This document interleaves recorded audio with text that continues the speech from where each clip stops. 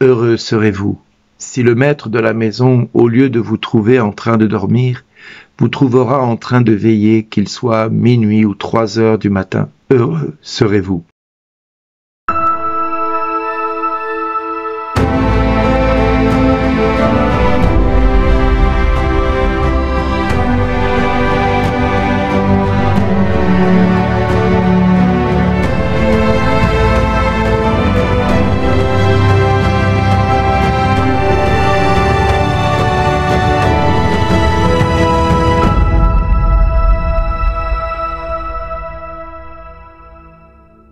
Aujourd'hui, le message vous est adressé par Bernard Diel. Bonjour les amis, heureux serons-nous quand le maître de la maison nous trouvera en train de veiller, qu'il soit minuit ou 3 heures du matin. Alors vous allez me dire, ouais mais à cette heure-là, moi je dors profondément. Et c'est peut-être là le problème. Parce que nous sommes capables de nous goinfrer de temps pour nous-mêmes, pour penser à nous, à nos besoins, à notre désir, à aller essayer de trouver le temps pour prendre de longs repas. En France surtout, on essaie de vivre cela. Quand nous sommes à table, nous pouvons rester des heures à table en train de prendre un repas. Mais de là à passer du temps à écouter la parole de Dieu et à la rechercher au quotidien, là nous faisons défaut, beaucoup d'entre nous. Et parfois même, nous sommes en train de regarder la minute que nous consacrons à Dieu plutôt que de la consacrer à ce que nous aimerions vivre ou à laquelle nous penserions vivre. Alors nous sommes peut-être privés de la gloire de Dieu, comme le dit le texte de Paul aux Romains, à la cause de la faute d'un seul. Tous nous sommes privés de la gloire de Dieu.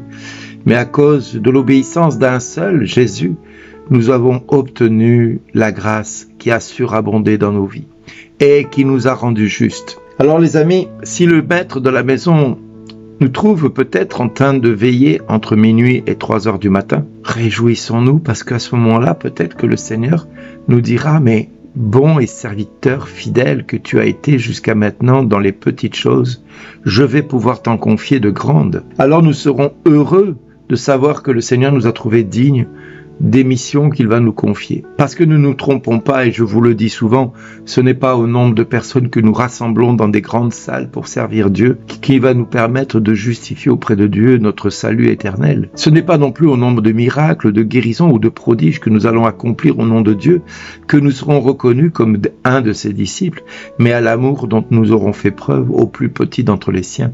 Car c'est à lui que nous allons le montrer. C'est au nombre d'actions que nous allons faire pour notre prochain. Et chacun de nous, nous avons une place à remplir dans cette mission. Chacun de nous doit se poser la question, Seigneur, qu'est-ce que j'ai fait aujourd'hui pour toi? Et je vous invite à vous la poser ce matin. Qu'est-ce que je vais faire pour le royaume? Pour la venue du royaume parmi nous en ce jour? Qu'est-ce que je vais mettre en place dans ma vie? Alors moi, je prie le Père Tout-Puissant, afin qu'il nous éclaire dans sa sagesse infinie, pour que nous sachions prendre les bonnes décisions, tant nous concernant que le royaume de Dieu. Parce que ce qui nous concerne, nous sommes capables de penser à nous bien souvent. Alors pensons à notre éternité, craignons Dieu qui vient bientôt pour juger le monde et le juger avec justice. Ayons à cœur de toujours nous rappeler qu'est-ce qui a permis au bon larron d'être sauvé, alors que, du haut de la croix, il ne pouvait plus rien faire pour sauver sa vie. Oui, le bon larron a cru en la miséricorde de Dieu. À nous aussi de croire en cette miséricorde. Et je prie le Père que chacun d'entre nous, nous ayons à cœur d'avoir toujours cela à l'esprit. Parce qu'au moment où le Seigneur nous trouvera peut-être en train de dormir entre minuit et 3 heures, et qu'il nous dira, mais que fais-tu en train de dormir au lieu d'être à mon service? Et qu'il nous faudra peut-être penser au bon larron à ce moment-là. Et de dire, Seigneur, pitié, pitié pour moi. Souviens-toi de moi quand tu entreras dans ton royaume. Et le Seigneur, dans son infinie miséricorde, verra notre bonne volonté et notre sincérité du cœur, et nous fera miséricorde. Mais si dans notre cœur, nous avons cette suffisance que nous avons bien des fois quand le Seigneur nous demande par un serviteur de Dieu, as-tu fait la volonté de Dieu dans ce domaine-là? Est-ce que tu es prêt à servir Dieu plutôt qu'un autre maître? Là, bien des fois, nous regardons à 2 fois avant d'agir parce que nous pensons d'abord à nous et c'est des fois difficile que d'écouter la parole de Dieu qui nous dit de faire ceci ou faire cela. Quand Matthieu nous dit on ne peut servir 2 maîtres, Dieu et l'argent, on trouve cela dur. Quand certains serviteurs de Dieu disent « Il nous faut mourir à nous-mêmes pour naître de nouveau. Il nous faut accepter de perdre l'identité que nous avons dans notre monde pour accueillir celle du Christ dans notre vie. Eh bien des fois, nous trouvons ces paroles trop dures. Et je me rappellerai toujours de cet enseignement que j'avais donné. Mourir à soi-même, c'est accepter que le Seigneur nous dise aujourd'hui c'est le moment de mourir, officiellement. Et avec mes doigts, j'avais fait comme un pistolet et j'avais dit à plusieurs personnes, es-tu prêt à donner ta vie pour le Christ?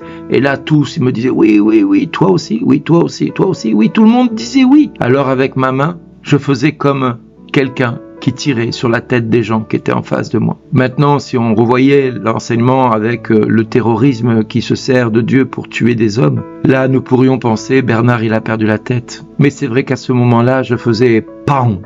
et la personne était comme visitée par le Saint-Esprit parce qu'elle acceptait de mourir pour suivre le Christ. Oui, les premiers chrétiens n'ont pas hésité à donner leur vie, à livrer leur vie dans les arènes. Saint Ignace d'Antioche, lui, suppliait qu'on le laisse mourir dans l'arène plutôt que de mourir comme évêque. Non, aujourd'hui, encore le Seigneur te demande, es-tu prêt à donner ta vie pour le Christ? Pas de manière suicidaire comme le ferait un petit peu un djihadiste, non, mais en acceptant de perdre ce à quoi tu tiens le plus, ce à quoi tu es le plus attaché, ta maison, ta voiture, ta femme, ton mari, tes enfants.